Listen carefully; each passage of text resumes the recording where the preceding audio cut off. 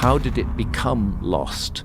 What happened that took it away? How can an entire civilization vanish without a trace, only to reemerge thousands of years later, cloaked in unexplained mysteries? What if this civilization was never meant to be rediscovered, erased from history for a reason? These long-buried secrets are now forcing scientists to rewrite our past as they uncover the truths lost to time.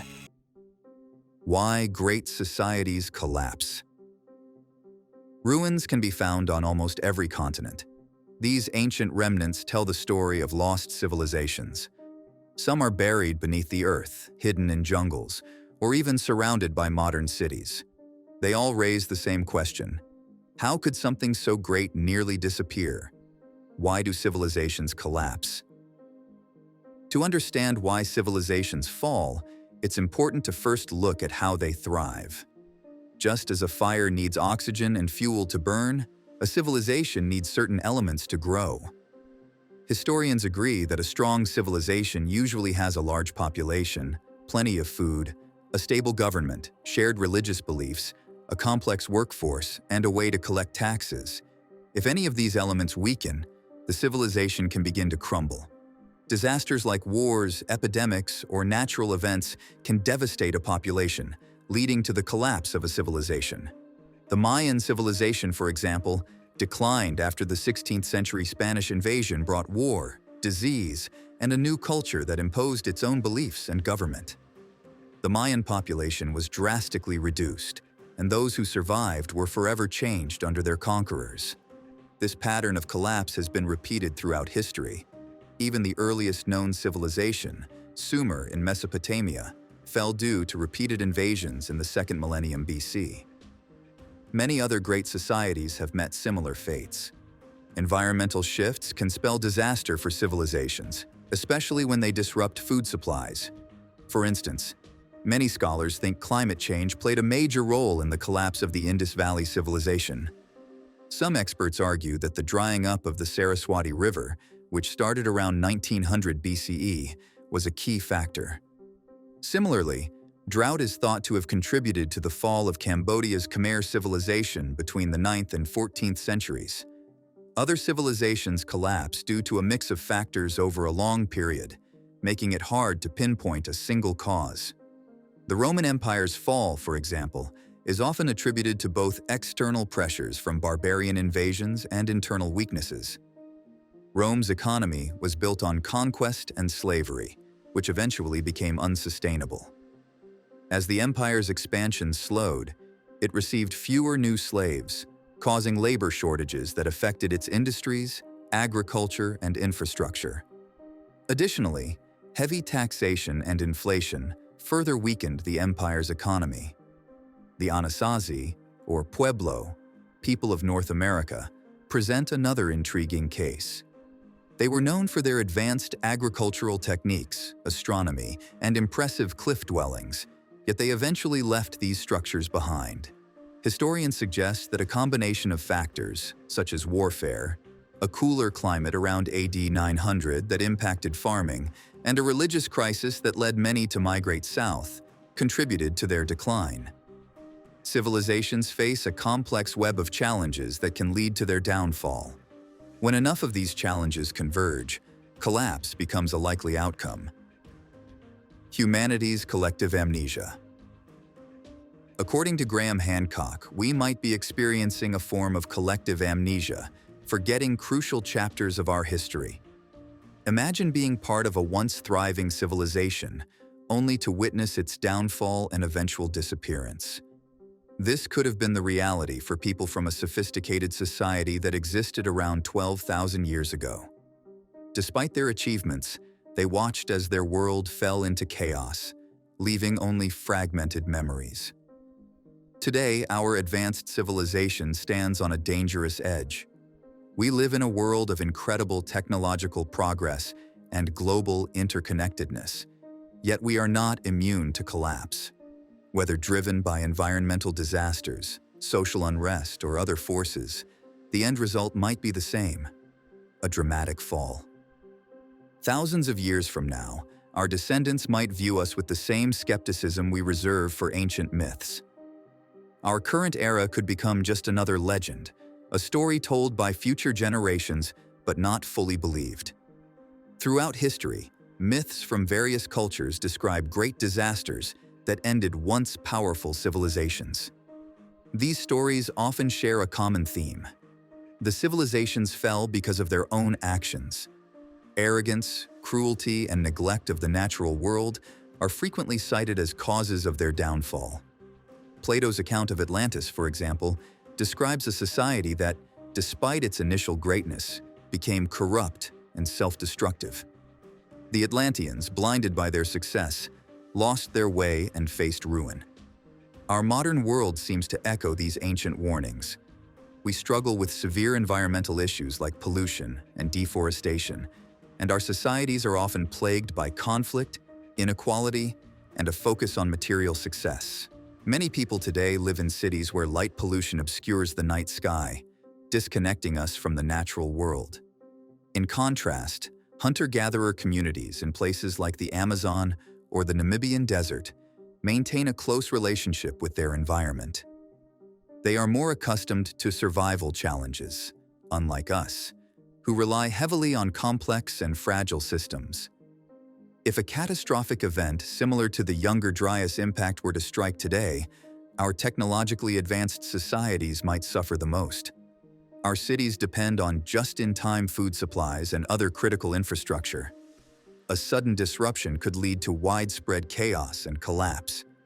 In such a scenario, those who live closer to nature might fare better, as they are more adept at surviving harsh conditions. In the future, our descendants might look back at our time with a mix of wonder and disbelief, much like we view ancient myths. They might discover remnants of our civilization and struggle to understand how such a sophisticated society could have disappeared. Our era might become a cautionary tale about the importance of balancing success with wisdom and humility. The lessons from ancient civilizations and their downfalls remind us to value and protect our world. If we continue to ignore the pressing issues of our time, we too might become a forgotten episode in human history. A species with amnesia, remembered only as a warning of what can happen when a civilization forgets its past and fails to learn from its mistakes. Let's explore some lost civilizations and see what their remnants reveal about their worlds. Lysan Civilization. The rugged landscapes of southwestern Turkey are home to the Lysan Civilization, known for its breathtaking stone-carved tombs and complex structures. Carving entire complexes into sheer cliffs, the Lysans achieved remarkable architectural feats, showcasing their skill and creativity. Lycia, nestled along Turkey's mountainous southwestern coast, was isolated by dense forests and cliffs, which helped preserve its unique identity.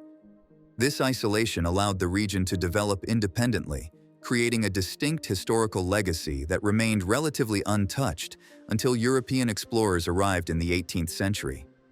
French explorer Charles Texier and English archaeologist Richard Pocock first documented the extensive ruins, rock-cut tombs, and grand sarcophagi of Lycia, sparking widespread curiosity. A key figure in Lycian studies was English archaeologist Charles Fellows. His 1838 expedition mapped and documented significant sites, revealing a civilization adept at harmonizing with its challenging landscape. Fellows' detailed work introduced Lycia to the academic world, leading to official archaeological excavations. Among his discoveries was Xanthos, a major Lycian city renowned for its Nereid monument, an elaborate tomb adorned with detailed reliefs that blend Lycian and Hellenistic styles. The ancient city of Xanthos stands out for its intriguing history and remarkable archaeological sites. Known for its elaborate tombs and the well-preserved Acropolis, Xanthos served as a strategic fortress throughout the Lycian, Roman, and Ottoman periods. A notable legend from Xanthos features Bellerophon, the mythical hero who tamed the winged horse Pegasus. His supposed tomb is marked by a vivid relief of this scene, highlighting the blend of myth and tradition in Lycian culture. The city also includes significant structures like an ancient theater, Roman baths, and a stadium, underscoring its role as a cultural and administrative center. Menini, though less known, is vital for understanding Lycian burial practices. Its intricately carved tombs are not just architectural marvels, but also rich with narrative reliefs and inscriptions in the Lycian language, providing crucial insights into Lycian society and daily life. Comparing Lycian burial practices to Egypt's Valley of the Kings reveals distinct cultural approaches. While Egyptian tombs were designed to separate the dead from the living, Lycian tombs are grand and visible, integrating the deceased into the community's daily life. Charles Fellow's 1840s expeditions were pivotal in bringing Lycian sites to global attention. His work, supported by the British government, led to the transport of significant artifacts, including pieces from the Nereid Monument to the British Museum.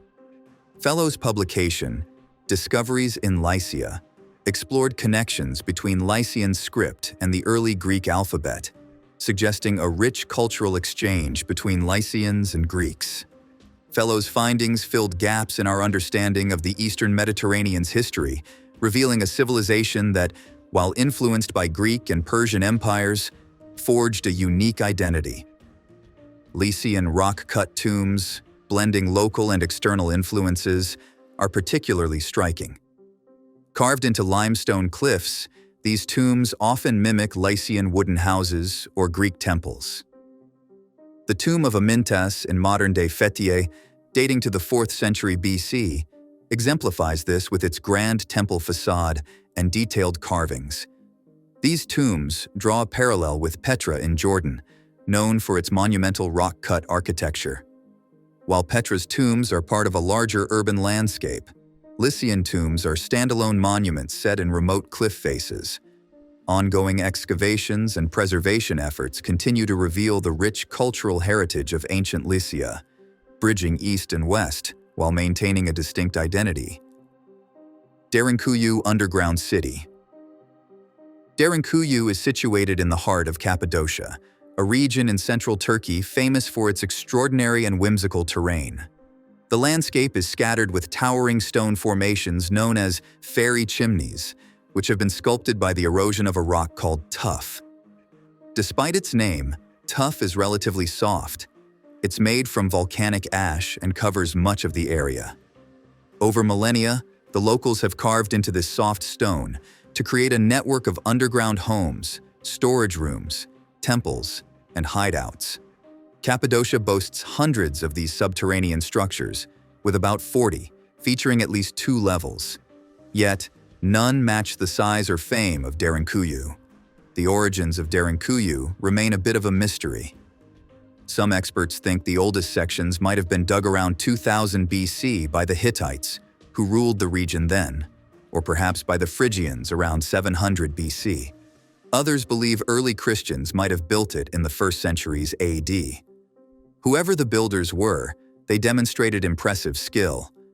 Although tuff is relatively easy to tunnel through, it can be unstable, which makes building support pillars crucial. Remarkably, none of Darenkuyu's floors have ever collapsed. 2 key aspects stand out about the underground complex. Firstly, it was clearly built to protect against enemy invasions. For example, huge rolling stones were used to seal off the city from within. Secondly, the final updates to the complex, marked by Christian influences, were made between the 6th and 10th centuries AD. When the city was sealed off, it had over 15,000 ventilation shafts, each about 10 centimeters wide, extending to the 1st and 2nd levels. This design ensured that even the deepest parts, down to the 8th level, had adequate airflow. The upper levels, being the best ventilated, were used as living and sleeping quarters for up to 20,000 people. In contrast, the lower levels were mainly for storage and included a dungeon. The intermediate levels housed various facilities, such as a wine press, spaces for domestic animals, a convent, and small churches. Among these, the most famous is the cruciform church on the 7th level. Some of the shafts also functioned as wells. Even when the underground city was hidden, The local residents of Darenkuyu used these wells for their water, unaware of the hidden world below. Interestingly, in Turkish, Darenkuyu means deep well. Another theory suggests that the underground city was used to escape the region's extreme temperatures. Cappadocia experiences very cold winters and scorching hot summers, so the stable, moderate temperature underground was ideal. It also provided a secure place to store food, protecting it from moisture and theft. The underground city was a crucial refuge throughout various conflicts, including the wars between the Byzantines and Arabs from the late 8th to the late 12th century, the Mongol invasions in the 14th century, and the Ottoman conquest of the region. Due to its historical and cultural significance, Darenkuyu is recognized as a UNESCO World Heritage Site. To safeguard its unique heritage, an integrated regional plan for the Cappadocia Cultural and Tourism Conservation and Development Area is essential. This plan aims to preserve Darenkuyu's World Heritage values through coordinated conservation efforts. Adequate financial, political, and technical support is crucial to ensure effective management and protection of this extraordinary site, which continues to captivate visitors with its depth and complexity. Ellora Caves and Kyasa Temple. The Kyasa Temple, also known as Cave 16, stands out as the biggest of the 34 stunning cave temples and monasteries at Ellora, India. The cave temples are masterfully chiseled from solid rock, embedded into the mountain's face. This entire site is a vast network of cloisters, pathways, and smaller shrines. It's so expansive that it covers twice the area of the Parthenon in Athens.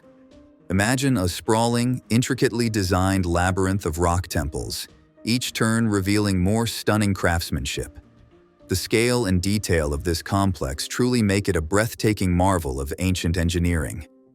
The Kyasa Temple, in particular, is an awe-inspiring marvel of ancient architecture, carved directly from the rock face, and showcases the incredible craftsmanship and dedication of the builders who created these magnificent sites. Despite its grandeur, it often takes a backseat to famous sites like the Giza Pyramids in Egypt, Stonehenge in England, the Pyramid of the Sun in Mexico, and Göbekli Tepe in Turkey. Yet, the Kyasa Temple remains one of humanity's greatest architectural feats. Unlike Stonehenge, where massive stones were erected upright, the Kyasa Temple was carved directly from solid rock. This process involved removing hundreds of thousands of tons of basalt to create a temple that showcases an incredible level of craftsmanship and precision. Mainstream scholars believe the caves date from the 5th to the 10th centuries AD, but some think they might be much older, possibly thousands of years. The method of its construction remains a puzzle. The temple's advanced design and execution suggest a level of technology far beyond what is believed to have existed in India during the 5th to 10th centuries. Carved from solid basalt rock, the temple is thought to represent Mount Kailash, the Himalayan abode of Lord Shiva, a major Hindu deity. Built during the reign of Krishna I, a ruler of the Rashtrakuta Empire in the 8th century AD, the temple took about 18 years to complete. An astonishing 200,000 to 500,000 tons of rock were excavated from the cliff. The mystery deepens when considering where all that basalt went and the tools used to create this masterpiece. Both seem to have disappeared without a trace. Despite the complexity, the tools used for this feat remain a mystery. Mainstream history claims only simple tools like hammers, chisels, and picks were employed. But the Kyasa Temple was carved from hard volcanic rock, not soft limestone or sandstone. According to a medieval Marathi legend, the temple was built in just 1 week.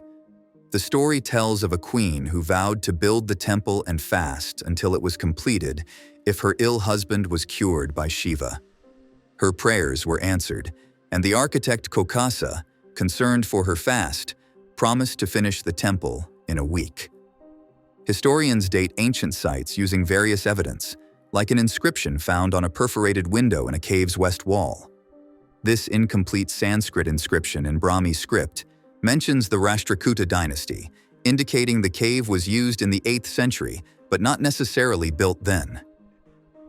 Many inscriptions in the area are weathered, and there are no documented records of the temple's construction, similar to the Great Pyramid of Egypt, which also lacks builder inscriptions.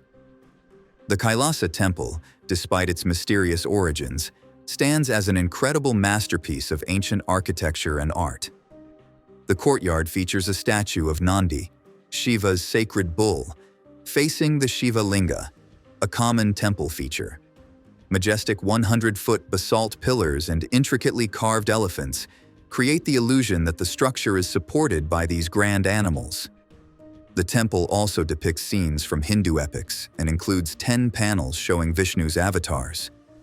The temple is equipped with bridges, a rainwater harvesting system, and an elaborate drainage system. Hidden passages, secret peepholes, balconies, and vast staircases highlight its complex design.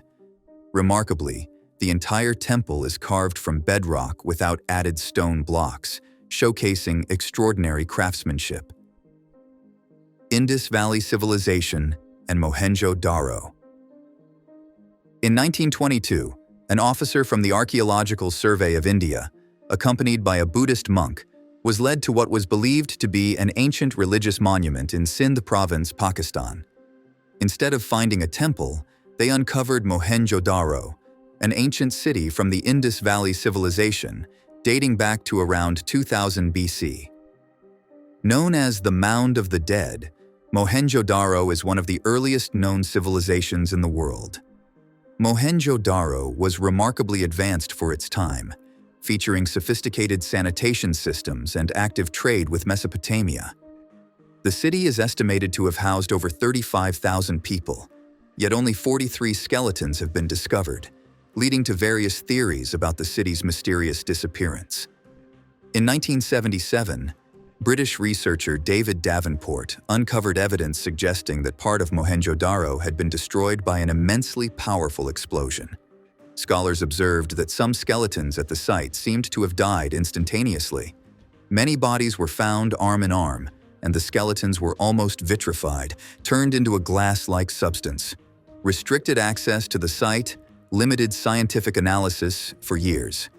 However, in 2014, mineralogist Dr. Sam Iyengar analyzed a piece of fused pottery from Mohenjo-Daro. The elemental analysis revealed the rock contained silicon, aluminum, calcium, and potassium.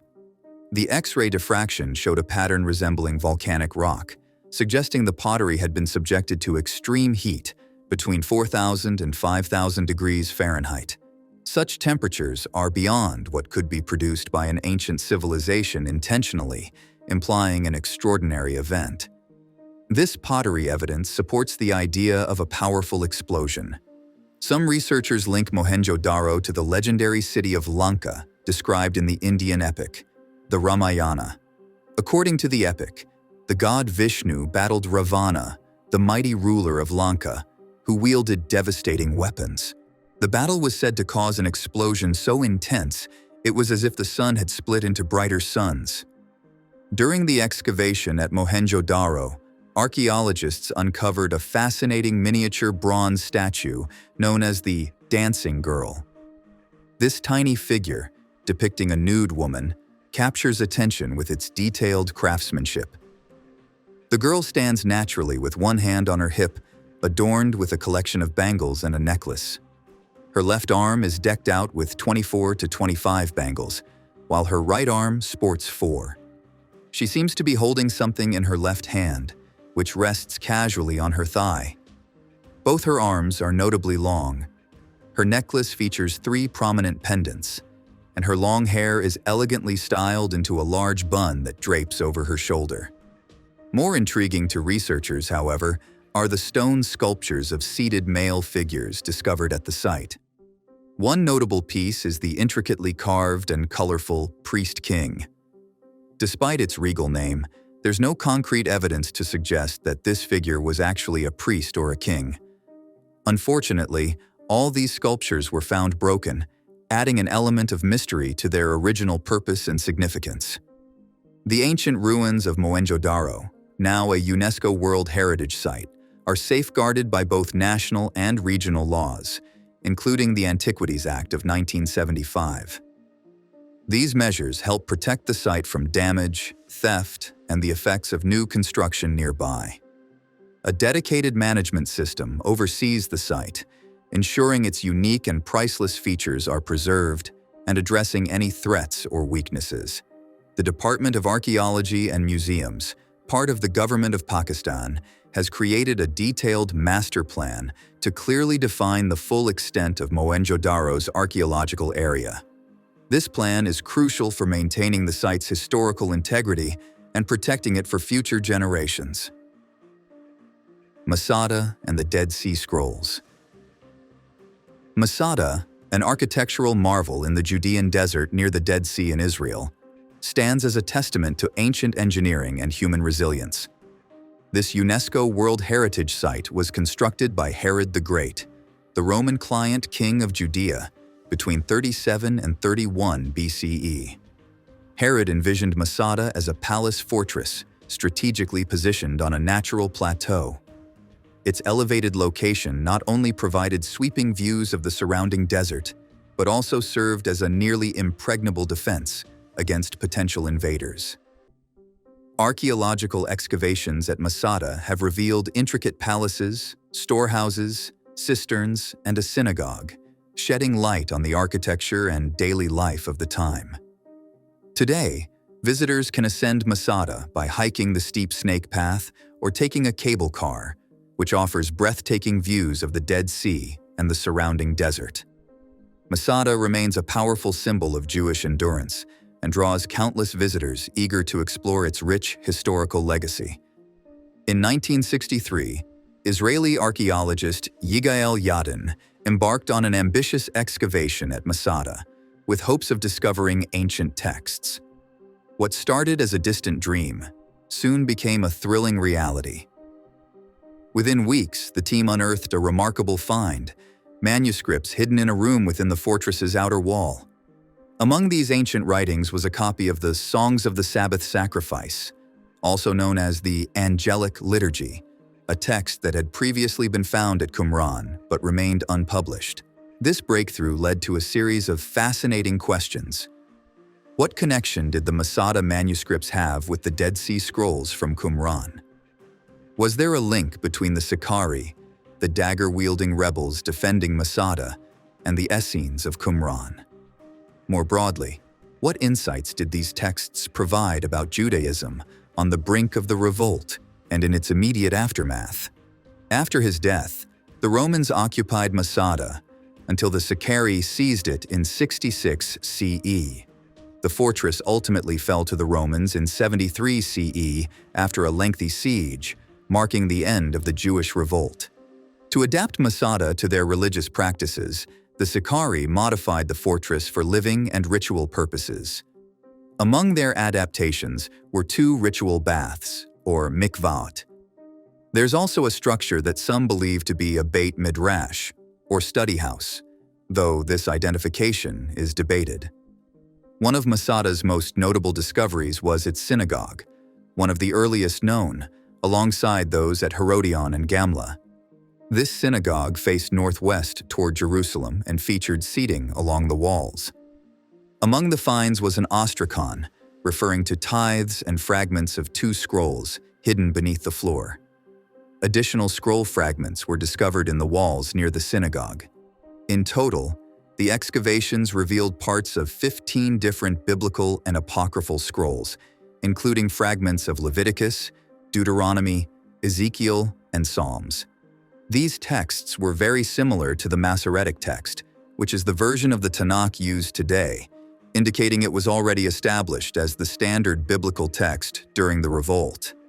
This contrasted with the earlier, more varied texts found at Qumran. Interestingly, the Masada texts also included apocryphal writings, such as significant portions of the Book of Ben Sira. These fragments suggest that, even with the rise of rabbinic authority, certain apocryphal texts were still in use. Also found were small fragments of the Book of Jubilees and other miscellaneous writings, reflecting a rich tapestry of religious literature from this tumultuous period. When scholars first identified the songs of the Sabbath sacrifice, a text discovered in 9 manuscripts at Qumran among the Masada scrolls, they had not yet thoroughly examined the other fragments found at Masada. At that time, Yigael Yadin and other experts believed that these writings, along with other sectarian documents, had been carried to Masada by members of the Qumran community who escaped there after the Romans destroyed their settlement in 68 CE. It was commonly thought that any texts discovered in the Qumran caves were produced and copied exclusively by the Qumran sect. However, as more of the Masada materials were studied, this assumption began to change. The evidence now suggests that these texts were actually widespread across Judea at that time, not confined to the Qumran sect alone.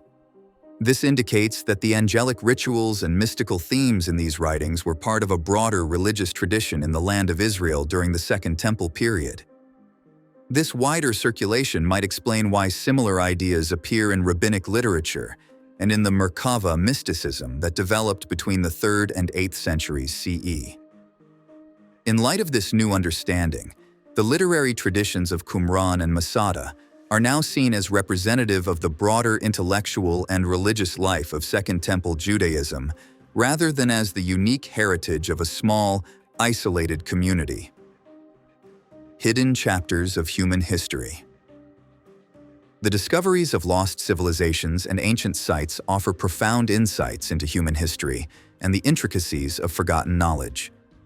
These revelations not only enhance our understanding of past societies, but also challenge existing historical narratives and suggest exciting possibilities for uncovering even more hidden chapters of human development. Unveiling Lost Civilizations provides a window into the diverse ways ancient people organized their societies, built their cities, and interacted with their environments. The artifacts, structures, and writings uncovered from these civilizations often reveal sophisticated technologies, intricate social systems, and rich cultural practices that were previously unknown. These discoveries illuminate the complexities of human innovation and adaptation, showcasing how past societies addressed challenges and thrived in their unique contexts. The complexity of lost knowledge uncovered through these discoveries underscores the vast and often underestimated breadth of human achievement. It highlights how certain technological advancements, social structures, or cultural practices once thought to be unique to known civilizations were actually widespread or independently developed in various regions. This challenges traditional historical narratives that may have overlooked or misrepresented the interconnectedness of ancient societies. Moreover, the process of uncovering lost civilizations frequently prompts historians and archaeologists to reassess and sometimes revise long-held historical theories. As new evidence emerges, it can lead to significant shifts in our understanding of historical timelines, cultural exchanges, and the evolution of societies. The potential for finding more lost civilizations is a thrilling aspect of these discoveries. Each new site unearths layers of history that suggest the possibility of further hidden wonders awaiting exploration. This implies that there are still many chapters of human history yet to be written. As technology advances and exploration continues, the potential for uncovering additional lost civilizations becomes increasingly likely, promising to deepen and enrich our understanding of the human story. In light of this, we must intensify our exploration efforts, prioritize the preservation of ancient sites, and deepen our commitment to understanding historical contexts to better shape our future. What do you think about the possibility of discovering more ancient civilizations? Let us know your opinion in the comments below.